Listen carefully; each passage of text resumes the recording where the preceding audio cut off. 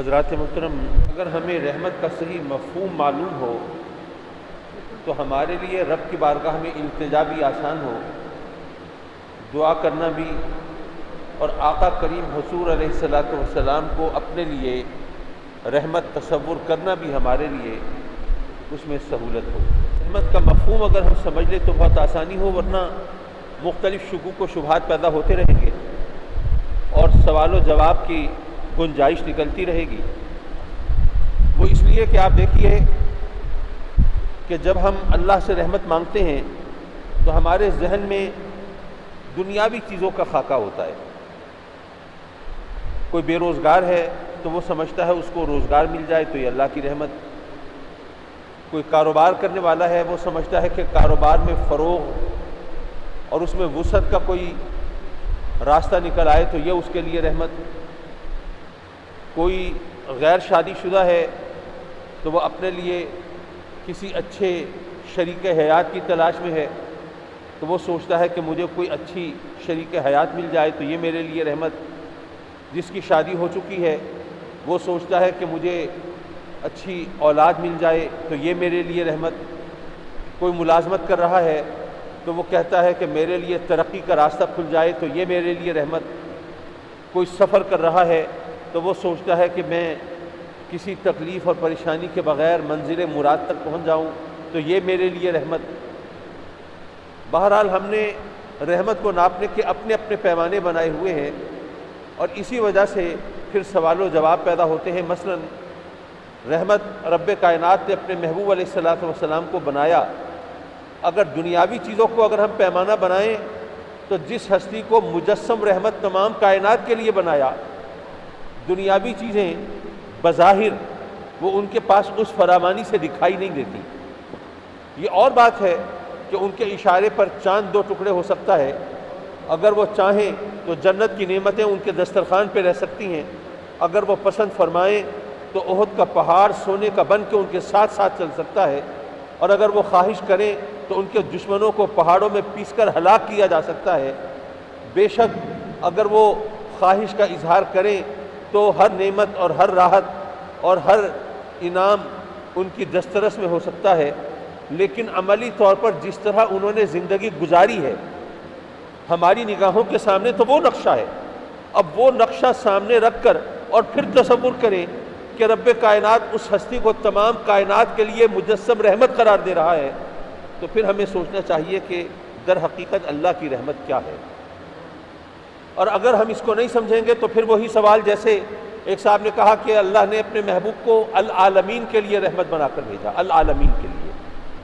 کیا مطلب؟ جو علماء ہیں وہ بتاتے ہیں کہ عالمین جمع کا صیغہ ہے اور اس پر الف لام داخل ہوا، یہ استغراق کا مطلب دے رہا ہے، یعنی العالمین سے مراد یہ تمام کائنات ہے، یہ ساری دنیا ہے، رب کائنات کی تمام مخلوق ہے، اللہ کے سوا جو کچھ ہے وہ العالمین میں شامل ہے۔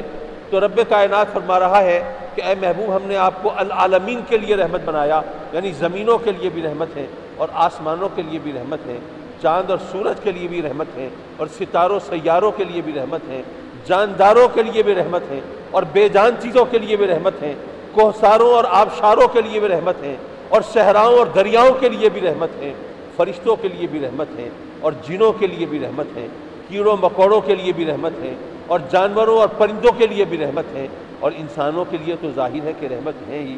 تو یہاں پر آدمی کے ذہن میں یہ خیال پیدا ہوتا ہے کہ انسان ہو اور جاندار ہو اس کے لیے تو رحمت کا تصور ذہن میں آتا ہے۔ اگر کوئی بھوکا ہے اسے کھانا کھلا دیجئے، کوئی پیاسا ہے پانی پلا دیجئے، کوئی بیمار ہے دوا دارو کا انتظام کر دیجئے، اگر کوئی موسم کی شدت سے پریشان ہے تو اسے اس موسم سے بچاؤ کا سامان فراہم کر دیجئے۔ تو ایک جاندار کے لیے رحمت کا تصور تو ذہن میں آتا ہے، لیکن بے جان چیزوں کے لیے کوئی کیسے رحمت ہو سکتا ہے؟ پہاڑوں کے لیے کوئی کیسے رحمت ہو سکتا ہے؟ وہ سمندروں کے لیے کوئی کیسے رحمت ہو سکتا ہے؟ ایک پتھر کا ٹکڑا ہے یا اگر کوئی دھات کا کوئی ٹکڑا ہے اس کے لیے کوئی کیسے رحمت ہو سکتا ہے؟ بات بظاہر سمجھ میں نہیں آتی، لیکن یہ اسی لیے نہیں آتی کہ ہم نے رحمت کا مفہوم نہیں سمجھا۔ ہم نے تو رحمت کا مفہوم اپنی ضرورت کے پیمانے سے ناپا ہے نا، اپنی حاجتوں کے حوالے سے ہم نے رحمت کا تعین کیا ہے، لیکن یہ عین ممکن ہے کہ جس کو ہم اپنے لیے رحمت تصور کر رہے ہیں، عین ممکن ہے کہ وہ رحمت نہ ہو بلکہ ہمارے لیے زحمت ہو۔ دیکھیے، کوئی شخص بیمار ہے، علاج معالجے کے لیے گیا، آج کل وہ اسٹیرائڈز وغیرہ ایسی چیزیں جو ظاہری طور پر آپ کو ریلیف دے دیتی ہیں لیکن حقیقتاً وہ آپ کے لیے ان دا لانگ رن، یعنی مسلسل استعمال کے نتیجے میں آپ کے لیے بہت زیادہ مضر ثابت ہوتی ہیں۔ آپ کا جو مدافعاتی نظام ہے، جو امیونٹی سسٹم جو ہے، وہ اس کو بالکل تباہ کر کے رکھ دیتی ہیں اور اس کے نتیجے میں چھوٹی چھوٹی بیماریاں آپ کے لیے عذاب بن جاتی ہیں۔ تو آپ نے فوری طور پر تو دوا لے لی اور وہ اس بیماری سے نجات پا لی، لیکن اب آپ کا جو امیونٹی سسٹم ہے، جو مدافعاتی نظام ہے، وہ خراب ہو گیا اور ذرا ذرا سی بیماری آپ کے لیے عذاب بن کر اتر رہی ہے۔ تو اب آپ سوچئے کہ وہ جو دوا آپ نے کھائی تھی اس وقت تو آپ اس کو اپنے لیے رحمت تصور کر رہے تھے کہ بیماری سے نجات مل گئی ہے، لیکن حقیقتاً وہ آپ کے لیے زحمت ثابت ہوئی ہے، ایک مشکل کا سبب بن گئی ہے۔ اور چونکہ ہم مستقبل کو نہیں جانتے، اب دیکھیے کتنے لوگ ہیں دعائیں مانگ رہے ہیں، بہت سے لوگ جو اولاد سے محروم ہیں، دعا کرتے ہیں مولا اولاد عطا فرما۔ بے شک اولاد اللہ کی طرف سے رحمت ہے، نعمت ہے، لیکن بعض اوقات ہم دیکھتے ہیں کہ کوئی شخص اپنی اولاد کے ہاتھوں عاجز ہوتا ہے، اس کی اولاد اس کے لیے مصیبت کا سبب بنتی ہے، کبھی رسوائی کا باعث بنتی ہے، لوگوں کے سامنے اس کے لیے شرمندگی کا سبب بن جاتی ہے، لوگوں کے سامنے بعض اوقات صرف معذرتیں پیش کر رہا ہوتا ہے، کبھی آنکھ نامے چھپا رہا ہوتا ہے، میرا کوئی تعلق نہیں ہے اس سے۔ اب اگر کسی شخص کو پتہ ہو کہ جو اولاد مجھے ملنے والی ہے،